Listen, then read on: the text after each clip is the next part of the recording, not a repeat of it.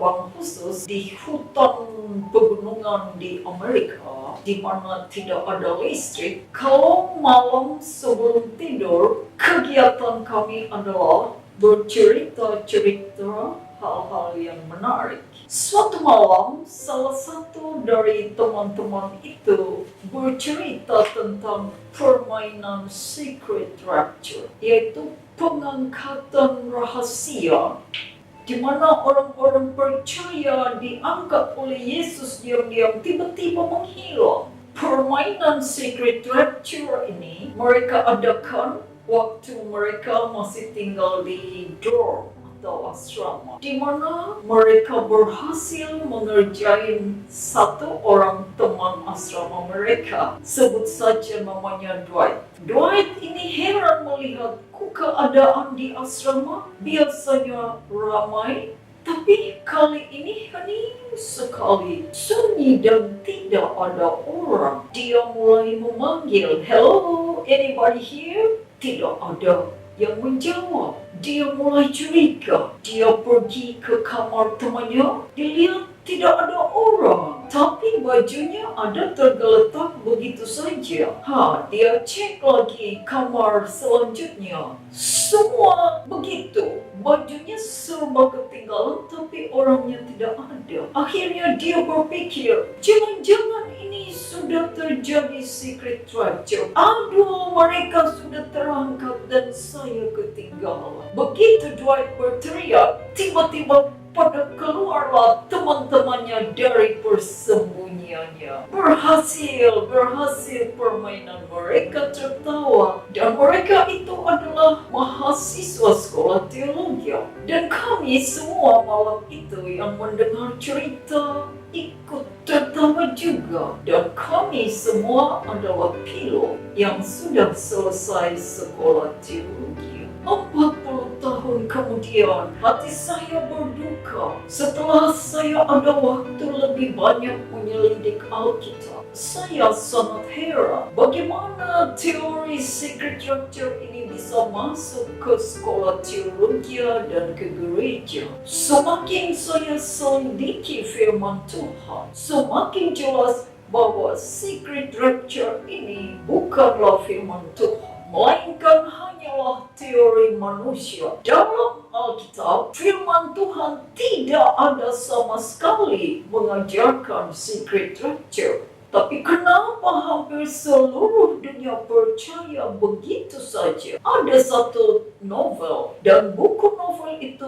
laku terjual 63 juta. Dibeli oleh rakyat Amerika dan juga diangkat film, ditonton oleh orang-orang Amerika. Di dalam film ini dibuat pesawat terbang yang sedang terbang, tiba-tiba pilotnya menghilang. Jadi Yesus mengangkat orang-orang percaya secara misterius. Justru Alkitab mengajarkan bahwa kedatangan Tuhan Yesus itu adalah audible and visible, didengar dan dilihat, akan disertai oleh suara yang menderu dan pemandangan yang luar biasa mulianya, cahaya dari malaikat-malaikat surga dan cahaya Tuhan sendiri. Yeremia pasal 25 ayat 30, apabila Tuhan datang, Dia akan memperdengarkan suaranya yang mengaum hebat, melengking, sampai orang mati pun mendengar dan mereka bangkit. Dalam Kisah pasal 1 ayat 9 sampai 11, waktu Yesus terangkat ke surga, murid-murid tetap menatap ke langit. Tiba-tiba dua malaikat berkata, "Hai orang Galilea, mengapa kamu melihat terus ke langit? Yesus ini yang terangkat ke surga akan datang kembali dengan cara yang sama." Dan dalam Wahyu pasal 1 ayat 7, lihatlah, Ia datang dengan awan-awan dan setiap mata akan melihat Dia, juga mereka yang menikam Dia. Setiap mata yang buta pun akan melihat, bahkan mata orang mati pun akan melihat. Sebab yang mati sudah dibangkitkan dan yang masih hidup diubahkan sekejap dari tubuh yang fana ke tubuh yang mulia. Di dalam Matius pasal 24 ayat 30, pada waktu Yesus datang, semua bangsa di bumi akan meratapi dia, melihat Yesus dengan kuasa dan kemuliaan. Sangkakala yang dahsyat dari malaikat-malaikat, luar biasa. Jadi tidak diam-diam, tapi dahsyat. Yang percaya bersukacita kegirangan, yang tidak percaya panik, ketakutan, lari bersembunyi di gua-gua, akhirnya mati ketakutan. Mereka berkata, oh dia yang kita hina-hina dan olok-olok dan tolak, ternyata adalah Raja yang mulia. Jadi semua mata melihat, semua telinga mendengar apabila Yesus datang. Mazmur pasal 50 ayat 3. Tuhan kita datang dengan tidak berdiam diri, tapi dikelilingi kemuliaan seperti api, badai yang dahsyat. Matius 24 ayat 31, dan ia akan menyuruh keluar malaikat-malaikatnya dengan meniup sangkakala yang dahsyat bunyinya. 1 Tesalonika pasal 4 ayat 16-17, Tuhan sendiri akan turun dari surga, yang mati akan bangkit, yang hidup akan diubahkan, bertemu di udara. Saking mulianya dan dahsyatnya kedatangan Yesus yang kedua itu, yang mati pun akan bangkit mendengar, yang tuli pun akan mendengar, dan yang buta pun akan melihat. Tapi orang fasik yang hidup akan mati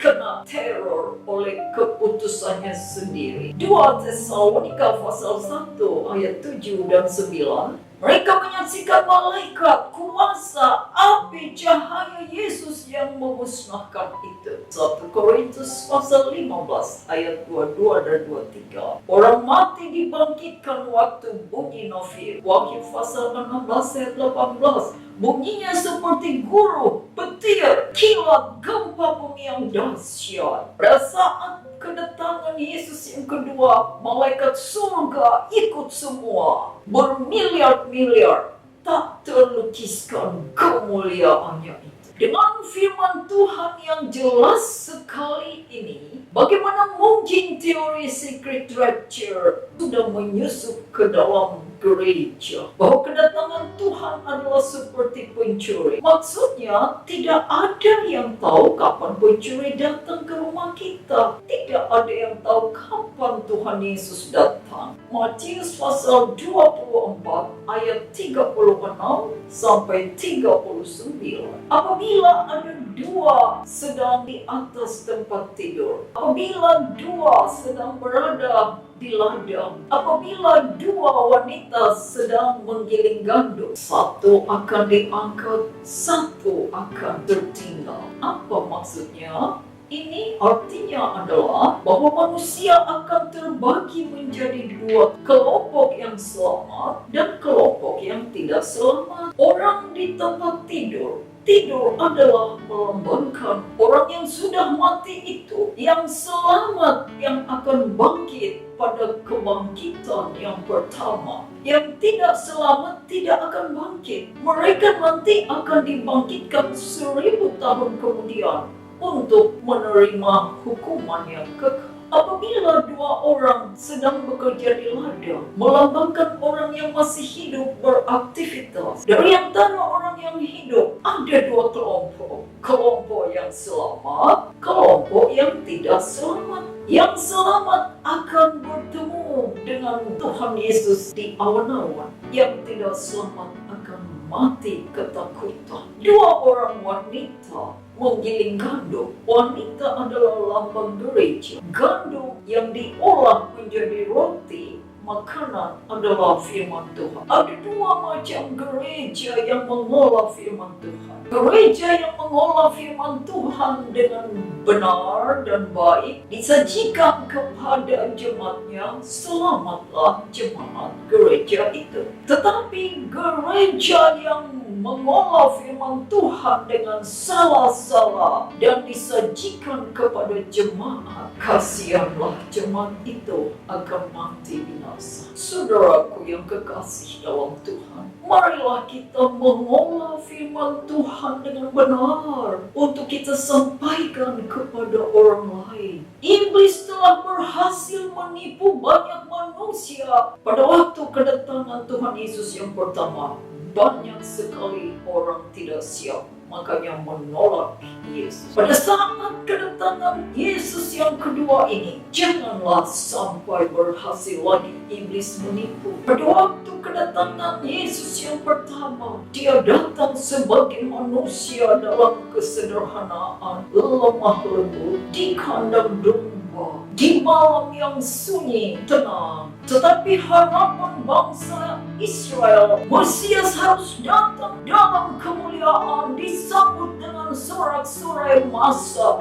Mereka berharap bahwa Mesias akan datang seperti singa yang mengaum untuk membebaskan bangsa Israel dari kekuasaan Romawi. Mereka gagal memahami bahwa kedatangan Yesus yang pertama itu bukanlah mengurusi kerajaan duniawi, tetapi keselamatan jiwa-jiwa atau kerajaan surga. Firman Tuhan telah menyatakan bahwa kedatangan Yesus yang pertama itu adalah seperti anak domba yang lemah lembut. Tapi pada waktu kedatangan Yesus yang kedua akan seperti singa yang mengaum. Dia datang sebagai Raja segala raja. Kita telah membaca banyak ayat-ayat firman Tuhan yang menyatakan bahwa Yesus akan datang sebagai singa yang mengaum. Tapi gereja-gereja mengajarkan akan datang dengan